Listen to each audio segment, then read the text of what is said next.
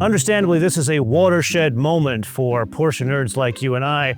So before we get into the concept of grafting electric motors onto something like this, we need to understand what a hybrid is, or really how they work. Most famous example would be a Toyota Prius. We go back to 1995 when Toyota introduced the concept of a parallel hybrid to the world in a serial production car. Yes, there were hybrids before then, but the Prius kind of brought it to the civilized world.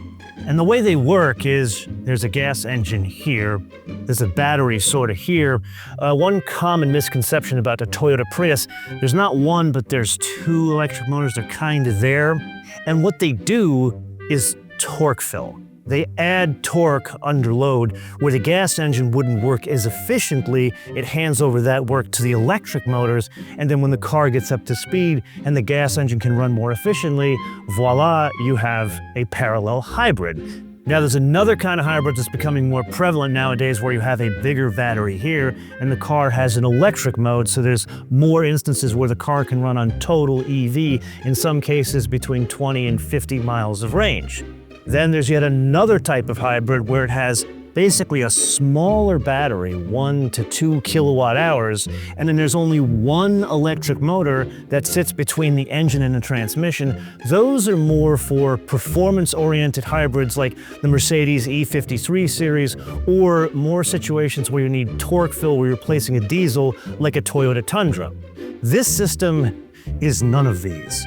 Basically, this system takes the electric motor, the single electric motor that sits between the engine and transmission, and then there's another electric motor that sits in the impeller wheel. So basically, it pre-spools the turbocharger, and the concept, if I'm reading the tea leaves correctly, is to negate any potential turbo lag and get turbo assist faster, or basically run the engine more efficiently. Mercedes does this trick in their mild AMG hybrids. So Porsche, what they've done is taken both, put them together to make a performance hybrid. Now that we understand all of that, back to the GTS.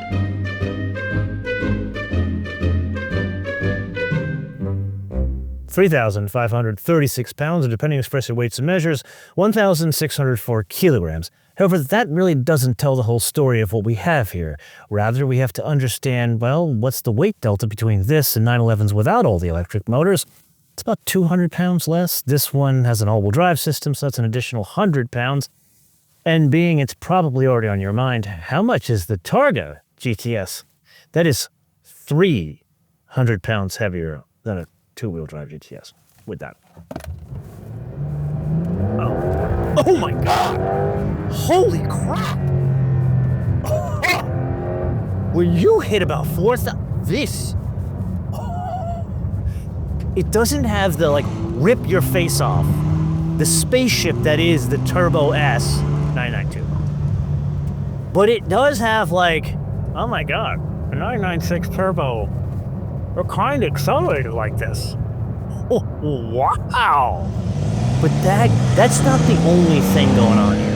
The other thing going on, just listen to it. I'm gonna shut up. You hear that? That's not just me winding out the gears. This, less sound deadening, a la GT3. So you get in this thing, and the first thing you notice is not just the acceleration, or really how different this is than other GTSs that came before it. It's the sound. And there's a certain special, you get into a GT3, and those cars, they sound magnificent, especially when you're 5,000–6,000 RPM. You got another 2,000 RPM minimum before you have to shift. That's not this car.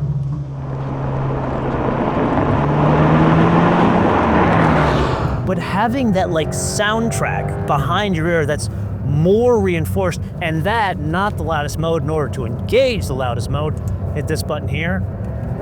Oh, deeper, not so much louder, just, oh. There's something strangely arousing about the sound of this thing. Now, in terms of how does the power work, is there more immediacy in the way it delivers power now that we've got an electric motor that's pre-spooling the turbocharger and then the additional torque fill? Well, I can't say that I feel the electric motor and the turbocharger, but I do feel the torque fill. Like, especially when you're dealing with flat sixes, flat fours, inherently these things, they do not have a lot of torque. But here, when you're at 2,000 RPM and you want to go to 4,000 RPM, or like we did with that launch, that's where you get difference in the hybrid.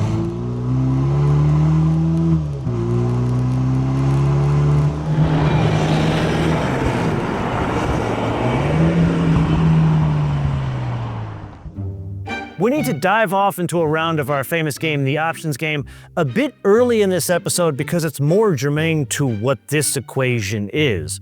Not just $172,700 base price. It's a bit cheaper if it's two-wheel drive. If it's a Targa, it's a hell of a lot more, about $190,000. But really we have to understand what this comes with now as a GTS. And it's more than just like stickers and a better interior. It's things like center locking wheels, a sport exhaust, sport chrono, rear wheel steering, and PASM. And that's not just an adjustable suspension, it drops the height of the suspension by 10 mils, thus changing the driving dynamics. But there's a flip side to this. What don't you get for $172,700? Well, you don't get an accessory drive, which means it doesn't have an air conditioner hanging off the accessory drive, bogging down the engine. You know what else it doesn't have? It doesn't have a starter motor. That electric motor that sits between the gas engine and the transmission, that acts as your starter motor, and that is technology stolen from Boeing 787s and Airbus A350s. Then we get into this specific build, stunning carmine red.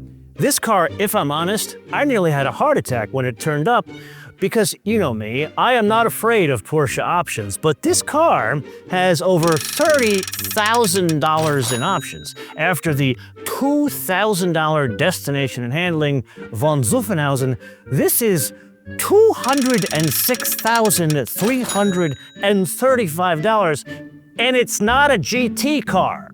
I'll tell you what, you think about that, and we'll come back to this discussion a little later.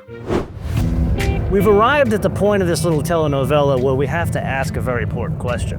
How does it drive? They're not a very long discussion. Why? Well, if you've driven pretty much any 992, 991 for that matter, there really isn't a difference here because this is a 992 that has more power from a different kind of mousetrap and every single chassis option check fitted as standard. And that in turn brings us to the entire point of this equation. It's not supposed to drive different, which brings me to what I'm surprised about. On paper, there's a penalty. We said, what, 300 pounds, and then a very complex, larger engine. But really, this is more than the sum of its parts. Granted, we've seen many of these parts before, but I would argue it's a very graphic example of something most people don't understand about interacting with a car like this. It's not just how fast is it, or how does it feel going around corners. It's also what you see, and in this case, very important in this case, what you hear. And putting that all together, you look back into the Porsche world and you say, okay, it's still not quite a GT car, and it shouldn't be, but oh, it's not just a couple of bits above an S. It's a very different car than an S. Not just in power, but also in feel. Let's go back to that discussion about money because I cannot get $206,335 out of my head for a car that does not say Made in Flacht on the back. As such, let's look at this a bit differently. Compare the new GTS to something that is more powerful. Turbo S's. If we go back in the day, like 996s, they had an output of 414 horsepower, not the X-Pack. Compare that to 650 horsepower today. That's a 63% jump in output. In the GTS world, let's say we go to a 997, that had 408 horsepower. You compare it to today, it's a 30% jump in horsepower. Not so bad. So what about the money? Well, a 996 had a base price of around 150, 997 around 160, 991 around 185. Now, if we take all three of those numbers and bring them into 2025, they translate to $230,000, which, surprise of surprises, is the base price of a Turbo S today. What about the GTS? That 997 with 408 horsepower as an example, that had a base price of $104,000. Bring that into 2025 to $152,000.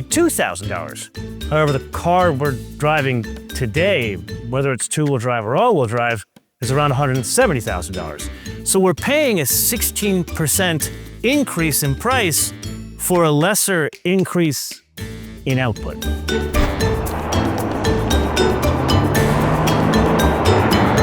So a fun fact about 911s that no one knows, these, even before hybrids, have very good fuel efficiency. Like my GT3 Touring, 503 horsepower, no electric motors. I'm doing like 31 mpg when I drive it up to, say, like Santa Barbara. This car, the US EPA, is not really any better than a basic car. Not enough to say, oh my God, I'm getting me a hybrid 911 and the tree huggers, they're gonna love me. That ain't happening, they don't love anybody. However, this, I think we need to put a pin in this discussion and get one of these things and do a long distance drive and see if we can do better than the 31 mpg, the best I've ever done in my personal 911.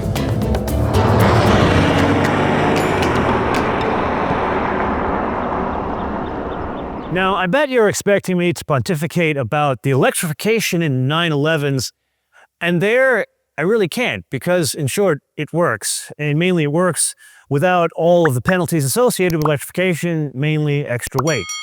The thing we do have to pontificate on, man oh man, that's an expensive car, and that's coming from a Porsche guy.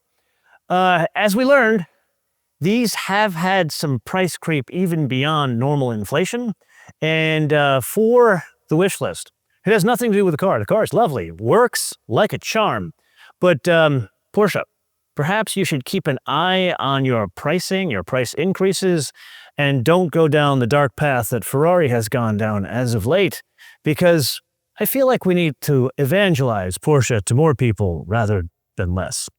This is for the episode. I turn around to you guys to opine in the comments below, or via our social media, MotoManTV on Word, MotoManTV on Word, Facebook, Twitter, Instagram. And with that, until I see you in the next episode, bis später. Okay, so that's all fine and good, but what the hell does that mean? To answer, we need to put this whole thing on a spectrum. Got the GT cars up here, we got the base cars down here, and S comfortably in the middle. These have always been very close to that comfortably in the middle, just a little bit more special. This not trying to be a GT car, and it really shouldn't. However, it's moving to a different neighborhood. It's kind of like the George Jefferson in the Porsche non-GT world.